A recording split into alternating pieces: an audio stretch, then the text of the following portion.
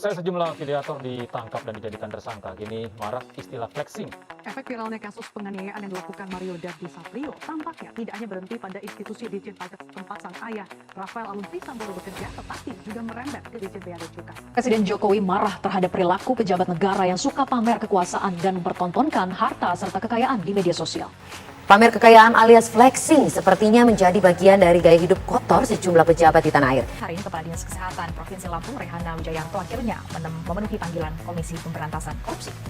Pemanggilan ini untuk mengklarifikasi harta kekayaannya setelah heboh aksi pamer di media sosial.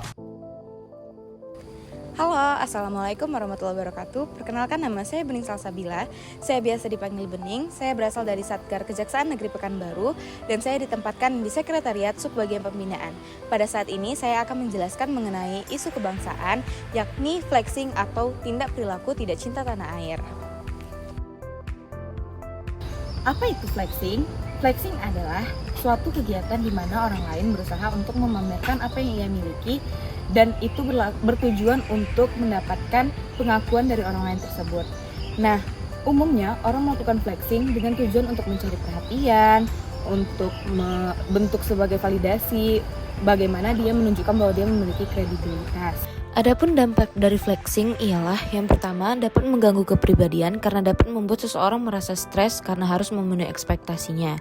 Yang kedua, sulit mendapatkan teman karena terkesan selalu melebih-lebihkan yang dimiliki dan membuat orang lain cenderung merasa tidak nyaman.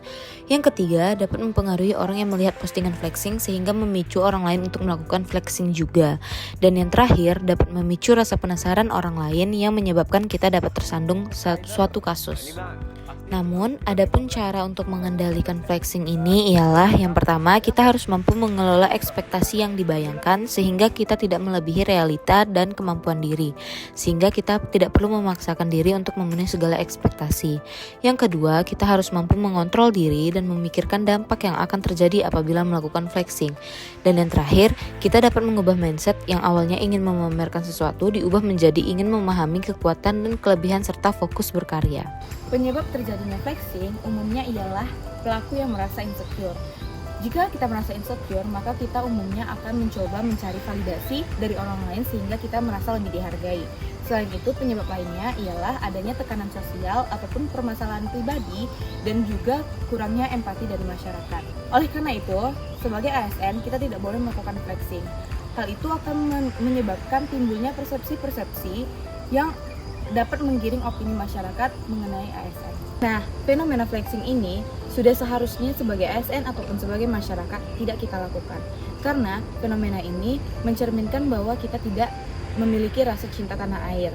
Sementara rasa cinta tanah air itu adalah sebuah rasa yang harus kita miliki sebagai warga negara Indonesia. Bagaimana cara kita merealisasikan rasa cinta tanah air itu? Bisa kita lakukan dengan cara menggunakan produk-produk dalam negeri dan mensupport UMKM-UMKM yang ada di Indonesia.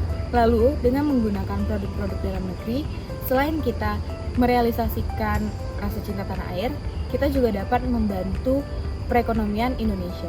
Nah, demikian yang bisa saya jelaskan terkait fenomena flexing ataupun bagaimana cara kita menunjukkan rasa cinta tanah air sebagai warga negara Indonesia.